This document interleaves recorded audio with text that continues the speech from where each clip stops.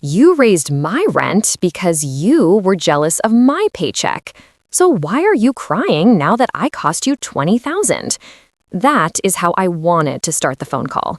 Instead, I swallowed it because timing is everything. You will see why by the end. Short version? She jacked my rent $500 out of spite, sneered that I didn't have to like it, and years later, I got to say the line back when I helped torpedo her commission. Clean, legal, and devastating.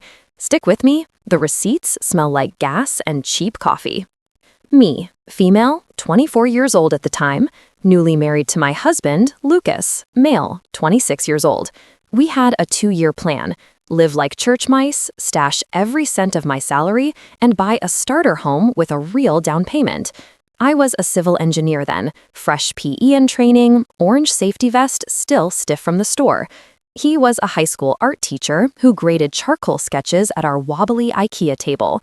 We moved to River Point, a mid-sized city where the downtown smelled like roasted nuts and exhaust, and rented an updated 1-bedroom in an old brick fourplex for $950 a month. Our landlady, thin, gray, no nonsense, with lipstick the color of uncooked salmon, met us on the cracked front steps. Unit 3. No pets, no candles, no dishwashers. If the garbage disposal breaks, it's not my problem, she said, jingling a ring of keys like a jailer. When she read my application, civil engineer, $72,000 a year, her eyebrows parked on her hairline. I cannot believe how much money you make, she said twice, like she wanted me to apologize. Lucas squeezed my hand. We kept our heads down. Packed lunches, thrift store plates, date nights that meant walking by the river eating one pistachio bag between us. We could smell other people's dinners, onions sizzling, bacon popping through the thin hallway. I kept a spreadsheet titled Get Out, and every Friday I slid a chunk of my paycheck into savings. Janice swung by once to replace a chirping smoke detector and lingered, eyes scanning our bookshelf. Engineers, huh? She said, shaking her head like we'd offended physics. 12 months in, our construction on a modest little ranch got delayed. We needed 2 extra months.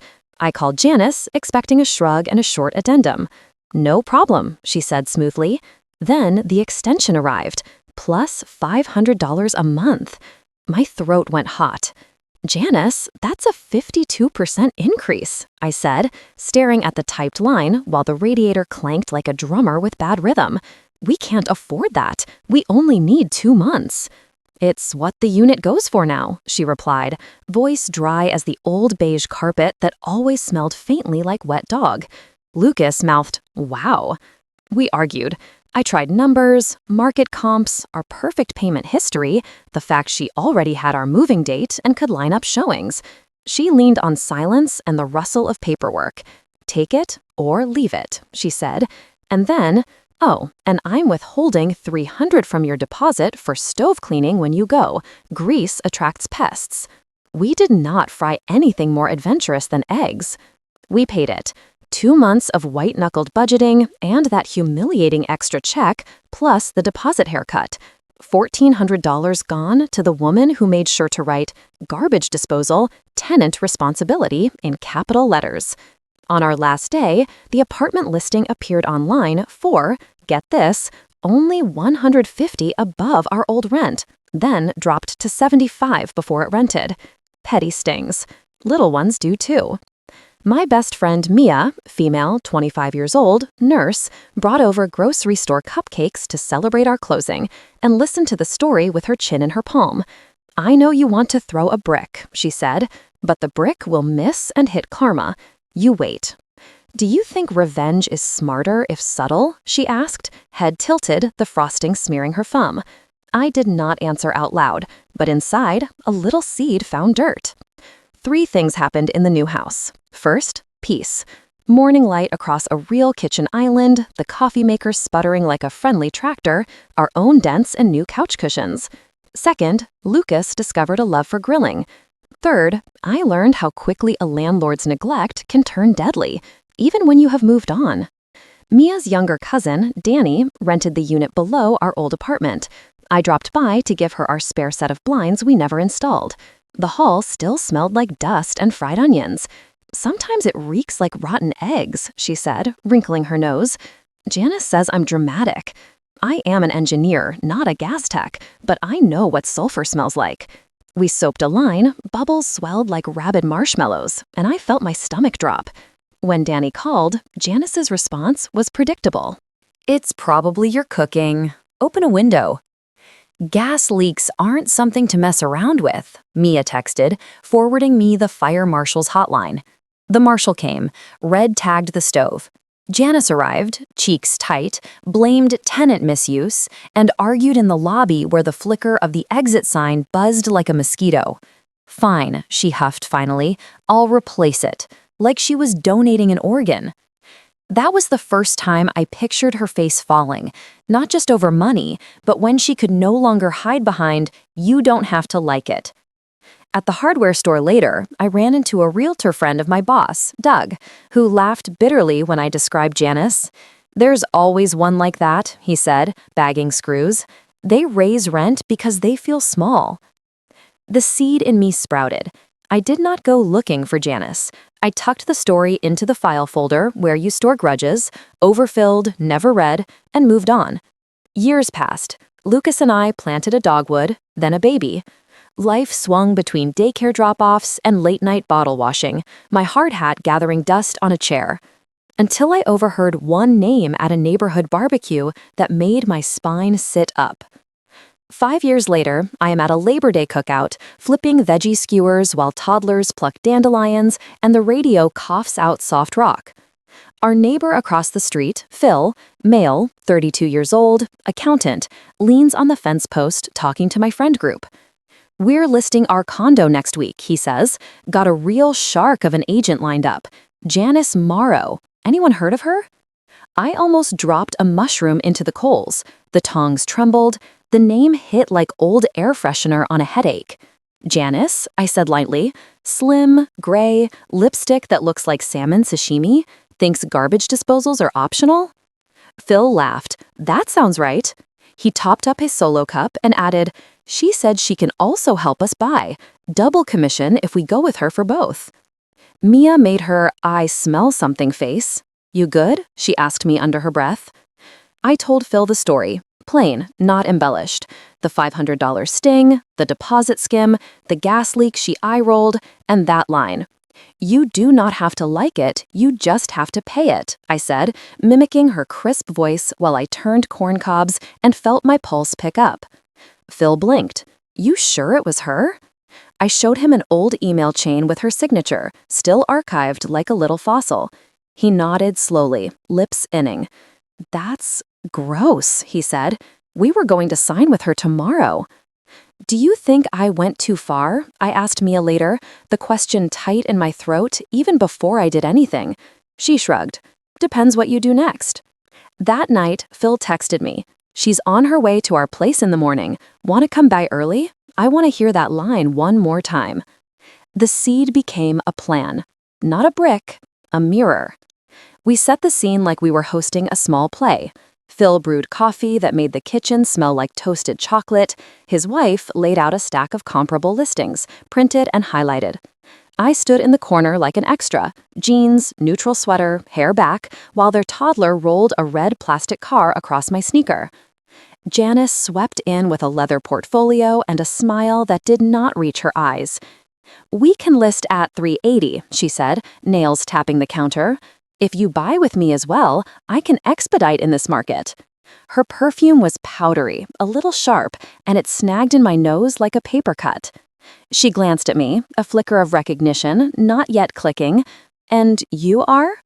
"Neighbor," I said. "We share a fence and opinions." We let her talk. She laid out her aggressive marketing plan, which sounded like a yard sign and a few open houses. Then Phil cleared his throat. "I think we're going to get a couple more quotes," he said. "You don't have to discount anything." Janice's smile tilted.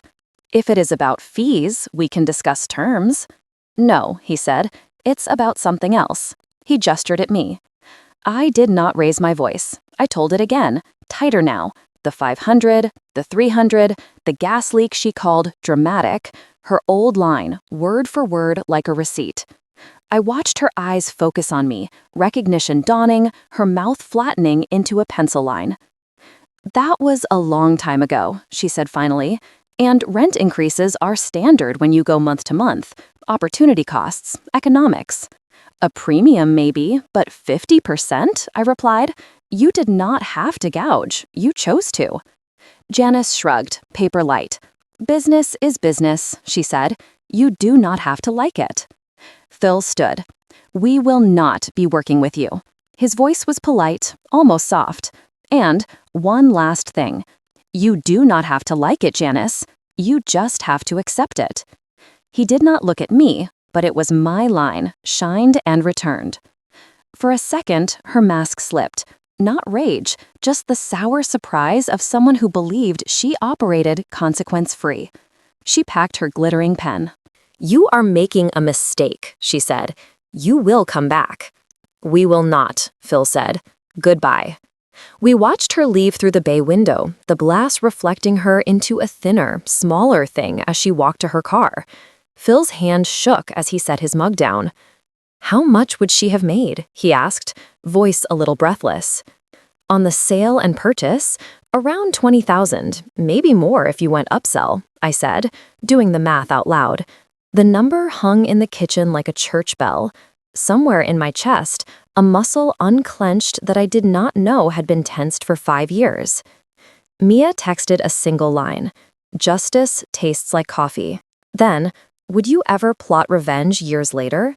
Her bubble popped up, thinking, then disappeared, like she was afraid to jinx it. The truth? I had not plotted. I had waited for the universe to roll a name across my plate, and when it did, I used my fork. Subtle, clean. No scorched earth, just a door closed with the same latch she used on us. Phil interviewed 2 other agents. He chose a woman who actually had comps, a marketing plan that did not rely on vibes, and the decency to discuss month-to-month realities without condescension. They listed, they sold, they bought. At the housewarming, he grilled salmon, the good kind, and handed me the first plate. "For your line," he said. We clinked forks like glasses. But I am not going to pretend the universe is always this tidy.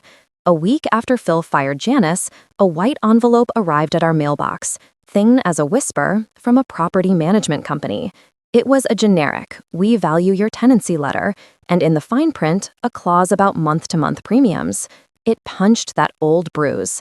I stood in the porch while the neighborhood kids chalked constellations on the sidewalk and thought, maybe I am the villain for enjoying this. "Am I the bad guy in this story?" I asked Lucas that night, peeling oranges at the sink, juice slicking my fingers. He kissed my forehead. "No," he said. "You're the lesson." We did get one more scene with Janice, though it came out of nowhere, years later, just when I thought the credits had rolled. Our company's charity gala needed silent auction items, and neighborhood businesses donated. Salon baskets, a bike tune-up, 3 months of free lawn service. The real estate table bore glossy brochures and a raffle for a free seller's consultation. The sponsor's logo was familiar, Janice's agency. She was there in a satin blazer, her hair frostier, lipstick redder, like a stronger version of a drink you do not like in the first place. She recognized me. Of course she did. Some faces live rent-free, no pun intended. She drifted closer while a jazz trio plucked at strings and servers floated by with bacon-wrapped dates that smelled like maple and smoke. "You cost me money," she said quietly. No smile, no pretense. "People talk. Your friend talks. It is unprofessional to slander." "I told one neighbor what you did to me," I replied, "and he made his own choice. You lost a commission because your reputation matched your behavior." "You seem proud," she said. I looked at the raffle bowl, slips of paper like tiny secrets. "Do you think revenge brings satisfaction or emptiness?" I asked, not rhetorically, because I had wondered. The noise of the room swelled. Someone laughed too loudly near the shrimp tower. Janice's eyes hardened. "I think bitter people always find reasons to be bitter," she said. "Enjoy your justice." "I will," I said, "and you do not have to like it." She flinched, almost imperceptibly, as if the words struck something old and tender. Later, when the jazz trio packed up and the ballroom smelled like wilting flowers and floor cleaner, Mia squeezed my arm.